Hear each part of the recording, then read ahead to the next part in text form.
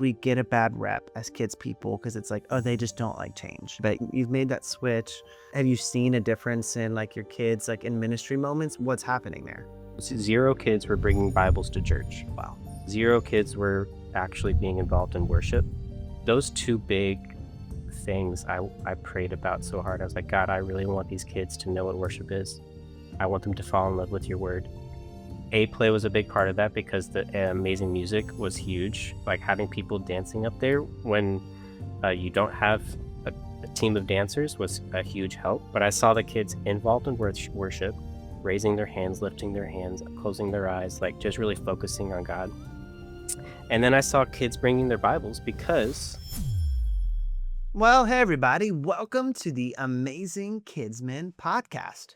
In this podcast, we like to sit down with different kids pastors, kids leaders, ministers, people in the faith space that are doing amazing things and hear about what they're doing and how they're doing it. And today is going to be awesome because we've got someone who is very near and dear to my heart. I've known this person almost, I think, close to 15 years now. We worked together at the same church. And I've gotten to see him not just be a pastor at that church, but now he's at Journey Church in Ohio, and he's doing amazing things there. And he's a great kids pastor who has an incredible heart for building leaders and helping kids find Jesus. So welcome to the Amazing Kidsman podcast, none other than Rudy Rupert. Hello, Rudy. Welcome. hey, Tyler, thanks for having me on here. Really appreciate it. I know it's been a long time. I've known you for a very long time. Most people may not find this interesting. I met you for the first time in Germany. You and your family were missionaries over in Germany, and I came over, and you and your at that time, I think 9-year-old or 10-year-old little sister helped me navigate the train system in Germany, which was Yep. shocking because your 9-year-old sister was just allowed to lead a bunch of grown dudes around trains and yell at us like, "Get off here! Get on this one!" Yep. But we got everywhere we wanted to go, and it was awesome. And y'all were the loud Americans on the train. It was We great. we were. We were. We hit every stereotype. And then you moved back to the States and God got a hold of your heart. I don't know. And then you've been in kids ministry for a long time. You've grown up in it. I know that. And I don't want to tell your story, but you grew up as a kids pastor. And then your parents were on staff at big churches, churches that are still in the top 25 large churches. And then y'all moved to Germany for a bit and then moved back to the States. So, like, why did you choose kids ministry? Because there's no way it was just because it's like, my mom was a kids pastor, so I was going to do it too. Like, there had to be a moment in your life where I was like, yeah, I think that's what I'm supposed to do. Yeah, I mean, I actively ran from ministry for sure because my parents were involved, and I did not want to be a pastor. I wanted to do anything but be a kids pastor, especially because my parents did it. And if I did it, that just meant I was doing whatever my parents did, and I didn't want to do that. So yeah, after we moved back from Germany, I just started doing life. I found this empty place in my heart that was something's missing, and so I wanted to search what that was, and really was an authentic relationship with God. It wasn't through my parents, wasn't through my church, but it was what does my relationship with God look like for me as an adult, as someone who's now kind of living apart from his family. And so I moved away. I went to ministry school and I just sought God, and God began to speak to me, and He began to use, I actually began to serve in the kids' ministry at this church. And I was terrified of it. They were like doing prophetic words over kids, which I'd never done before. They were recording things to give to the parents. And I was just like, I can't do this. But I began to hear God speak to me. And He was like, hey, you've grown up in kids ministry so you can be in kids ministry. And I was like, that's such a duh statement. But I just felt like in the moment, that's what I felt like I was speaking to me. And so in that moment, he just said, hey, Church conference is happening April 28th through 30th in Dallas, Texas at Preston Trail Community Church. If you've ever been to Orange Conference, you know that the collaboration and the energy in the room is electric.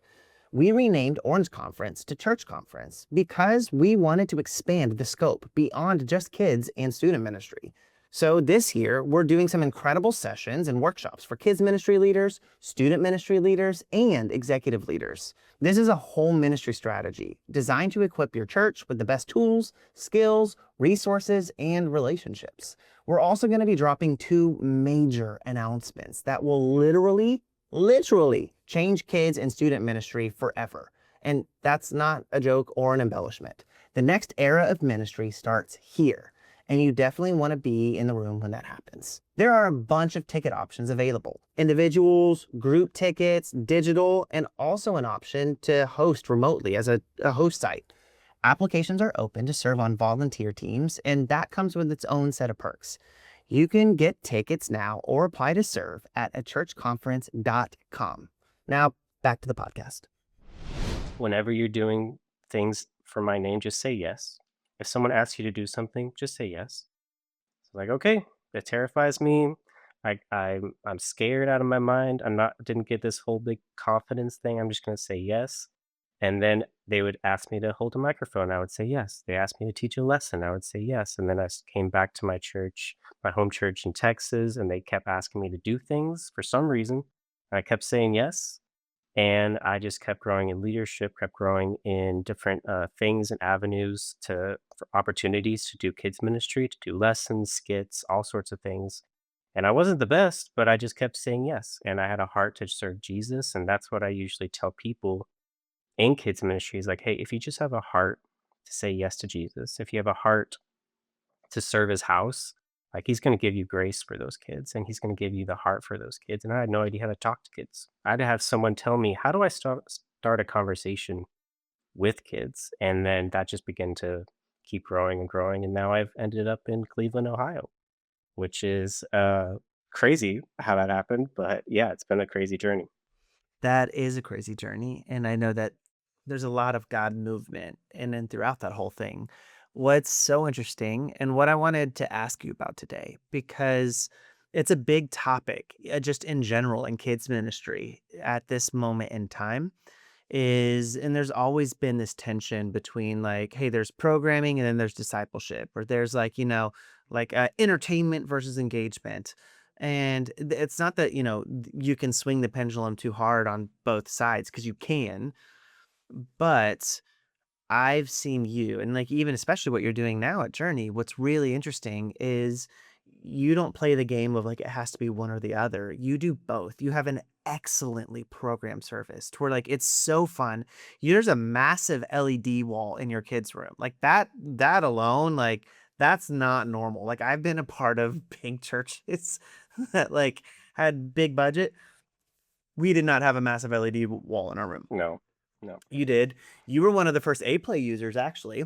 Like, Yeah. and like I used to have like when we were having other churches come on and be like, well, that won't work for our church because we've got a lot of technology. I'm like, you need to talk to my man Rudy Rupert. This dude runs an Apple TV through all of his technology. Like, and it's people are like, wait, what? Like, uh, but it's a really interesting way that you've developed a culture of excellence within your ministry so that kids have something that they want to come back to, but you also have a culture of discipleship where kids do get into a small group and they have like conversations and they have moments where they're actually going deep and being facilitated by an adult or by a leader that's helping and guiding them. So how do you hold that tension? Like why are both of those important to you? Yeah, I define excellence as making the best with what you have in front of you, and especially in the kids ministry space, making the best with what you have is really the name of the game in kids ministry. You get dealt a hand, and you've got to figure out what you can do with these hula hoops and these balls, and just figure it out and have a great time. But excellence is also stewarding what's around you, and when I came to Journey, I saw all these amazing leaders who said yes. And a lot of these kids, I was finding that not a lot of these kids were really understanding or grasping what was going on in the classroom. And I saw that as a great discipleship opportunity for my leaders, but also to give them the right tools, because you can't just like give them a bunch of sheets of paper and be like, hey, just teach this lesson. And didn't really work out very well. So what we had to do is I used a play like you said to really set it up for them. So all they had to do was kind of just click the next thing, and also train them, obviously, gotta train them, and train them in those ways of how to use it so that really that tool was just a tool. And then the engagement with the leaders and the kids was the main thing because the amazing curriculum and everything that we had there is not the main part of the pie. It's like just a component of the lesson. Yep. um, it's the leaders that really engages with the kids and really, makes the kids wanna come back. My biggest prayer actually coming into a journey was, I really want these kids because I was finding that none of these kids knew their leaders' names.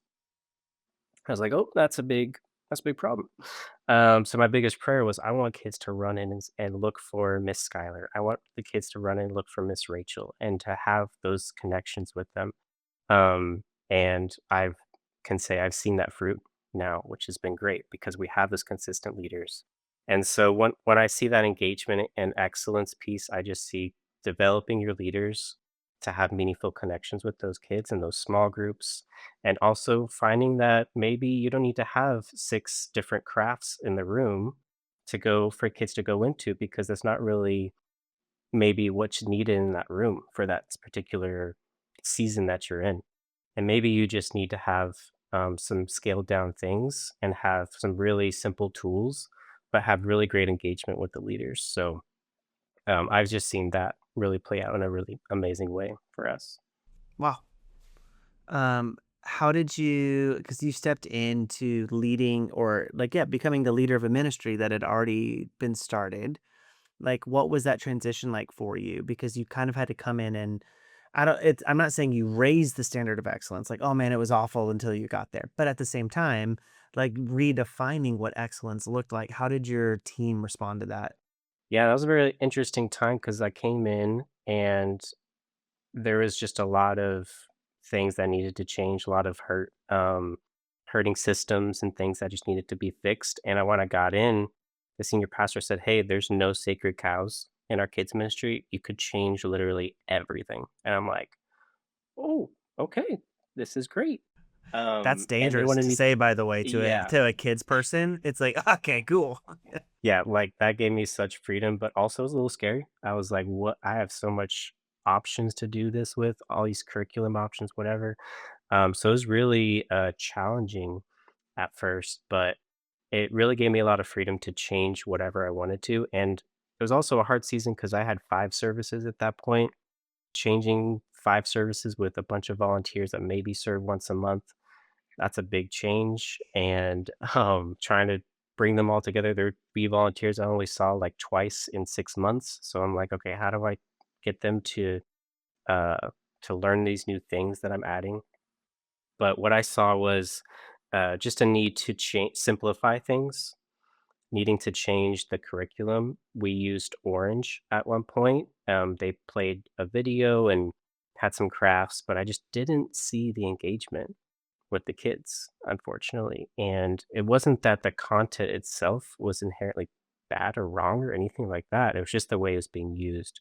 And I saw an opportunity to kind of create a whole service agenda for my leaders that was really simple and they could do it really easily, but it gave them more ability to connect with the kids. And then I saw testimonies from the leaders coming up to me like, "Hey, this is so much easier, and I get to actually just talk with the kids and be involved. I don't have to come in and read all these sheets of paper. I don't have to come in and try to think of my own things to say, but I can just be here and be involved with the kids." And that was so freeing for them. That was incredibly freeing. That's awesome. I mean, here's what's really cool, Rudy, and, like, I think if you were talking to, like, kids pastors that like, because we have a lot of kids pastors that listen here, and it's a wide variety of people. We've got people who, um, have been in ministry for the past 35, 40 years, and they've been doing the same thing for a while, like, and you get this, I think, and I try to explain this to people who aren't kids pastors. Sometimes we get a bad rep as kids people because it's like, "Oh, they just don't like change." And it's like, "No, you don't understand. I'm all on board with change." Like, I actually I love change. But, throughout my week, I've got like, let's say I have 40 things and boxes I have to check. I, at this moment, know I can get at least 35, if not all 40 of these checked because of like the systems that I put in place. Doesn't mean I'm not going to be coming in by the skin of my bare teeth. But I will get them all checked.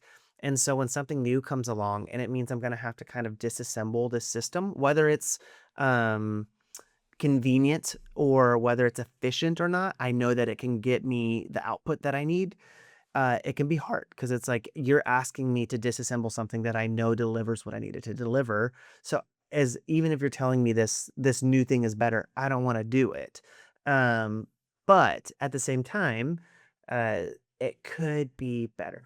Like, and then we've got people on the other end of the spectrum who are like, I've been in kids ministry 6 months. I just graduated like high school or college, and I'm ready to change everything. It's like, okay, calm down. You also need to chill. Um, but, how do you approach, like, when it's time to make shifts and changes on like, you decided, like, "Hey, we're gonna go from ProPresenter to using an Apple TV." That's a big shift, and anyone who's listening right now who's in kids ministry knows that is a massive, massive shift, no matter how much you use it, if you're a media or non-media, like, that's a big thing. How did you weigh, like, "Okay, it's time to do this?" That was a big shift for me because I worked for like 8 years as a full-time kids leader at my previous church in Texas, where it's 10 campuses big, 2,000 plus kids on a weekend at my campus at one period of time. We had Pro Presenter and teams doing all sorts of things, and so that's what I knew for many, many years, and I was really good at it. I knew the ins and outs of Pro Presenter.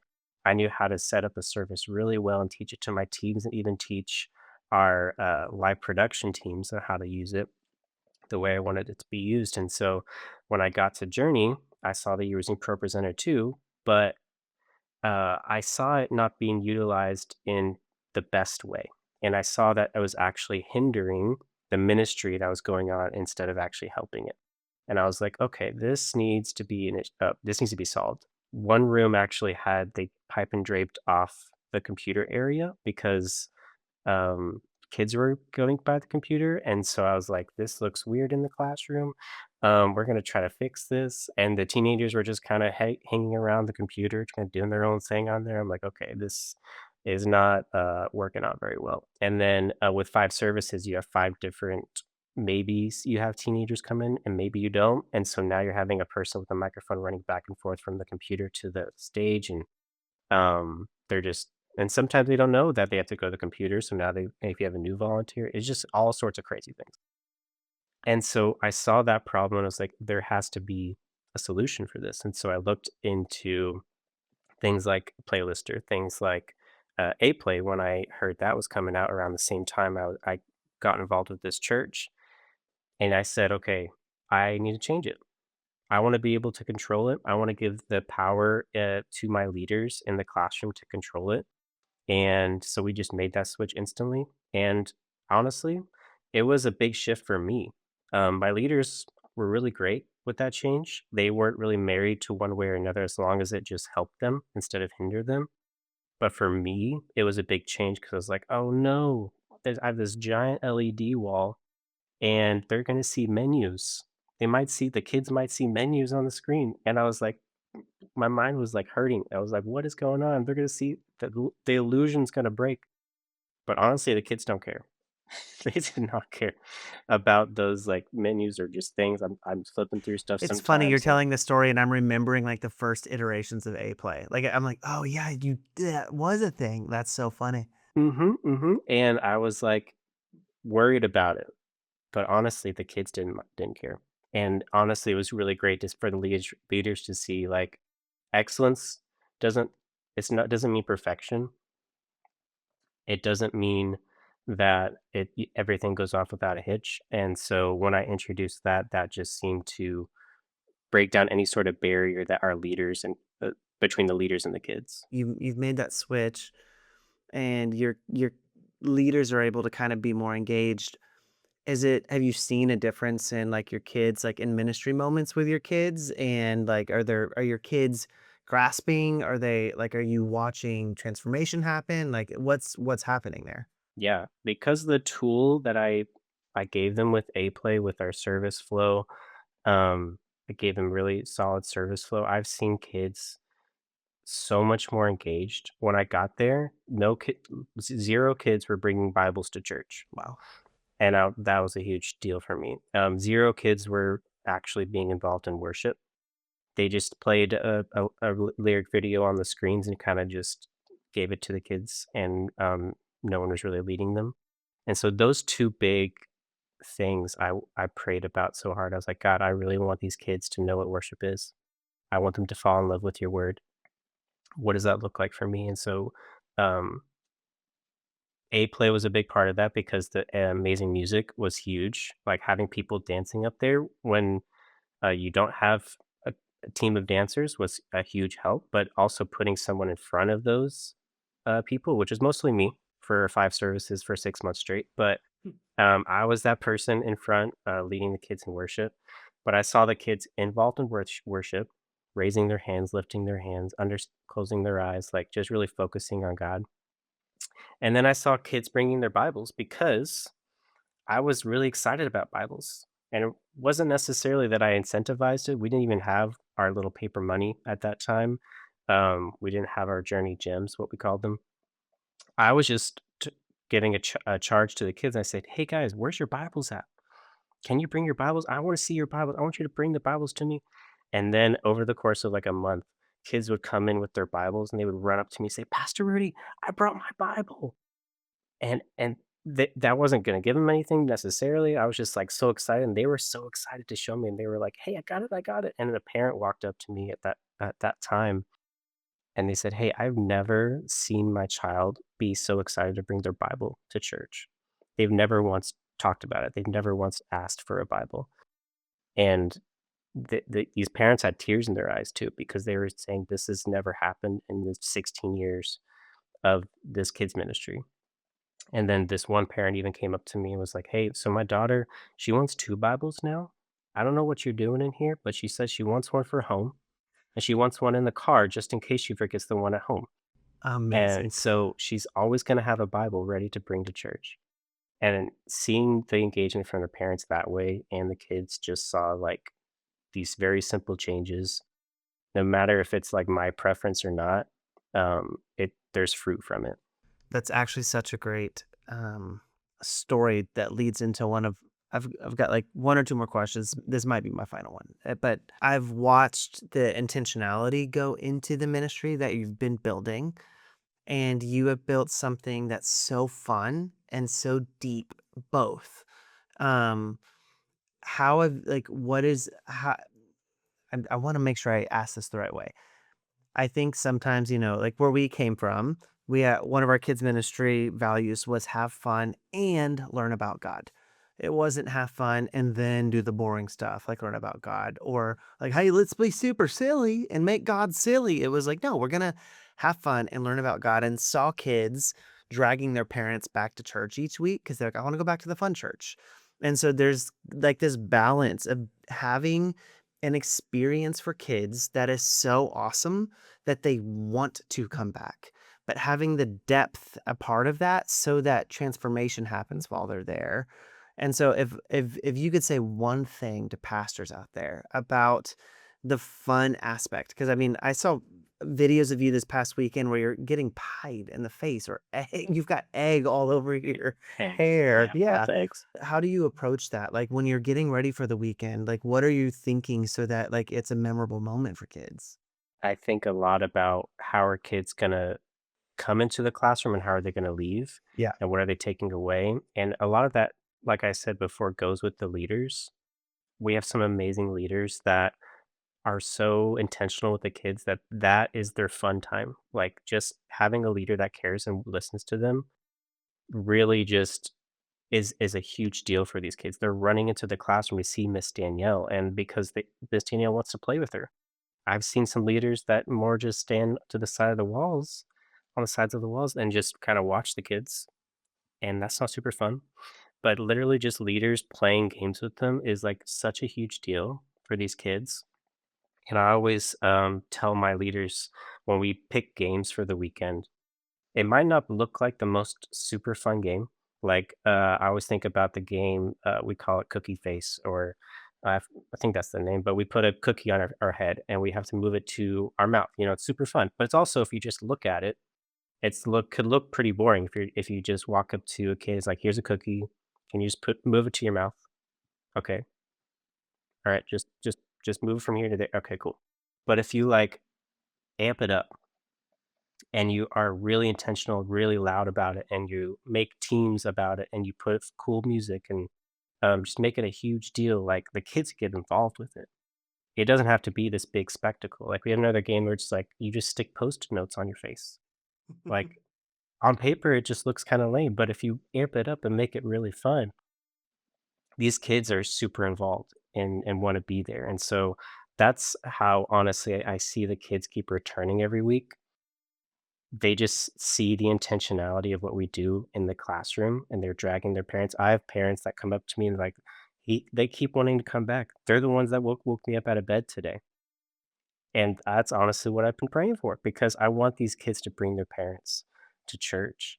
And it's not that we do anything super crazy. Like, I don't get egged every weekend, but we just are really intentional behind who we place in the classroom. And I really want to challenge all kids pastors out just to invest in your leaders, invest in your people.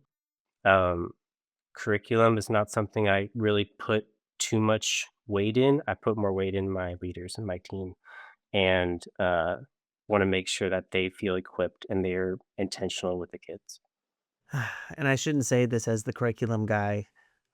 Curriculum should never be the thing that you put all of your weight in because it's just not the main thing. And it's so important. Don't get me wrong. It is so important. But like a kid is going to remember the encounters that they had with a person more than they remember the awesome video or the awesome worship or like it's that connection piece. And here's what I'm excited about is you're coming to church conference this year and you're doing a breakout. You're doing a workshop and it's all about and I was gonna ask you questions about this, but I'm like, "You know what? No. If you're coming to church conference, you should go to this workshop, and if you're not, you should get the access to the library, buy access to the library, because you're gonna talk about a little bit, not just using a play, but how you train volunteers as well to interact with, like, because it can make or break, right? It can, like, Yeah, the tips, tricks, and ways that you can train leaders to engage with that help lead kids to engage the same way. And I'm gonna stop there because like you gotta come. You gotta come listen to Rudy talk about it. It's gonna be really, really, really good. Um, I'm really excited you're coming. Uh, me too. thank you for taking time with us today, Rudy. It's cool to see Yeah, all the things God's doing in your life and the amazing ministry that you're getting to lead. And so, thanks for spending time talking to us in front of a bunch of other kids pastors. of course, thanks for having me. I love Amazing Life, and I try to about it to anyone that I meet, so it's been an amazing opportunity, so thank you. Thank you, and thank you to everyone watching and listening. We hope you have an amazing week, and we will see you next week.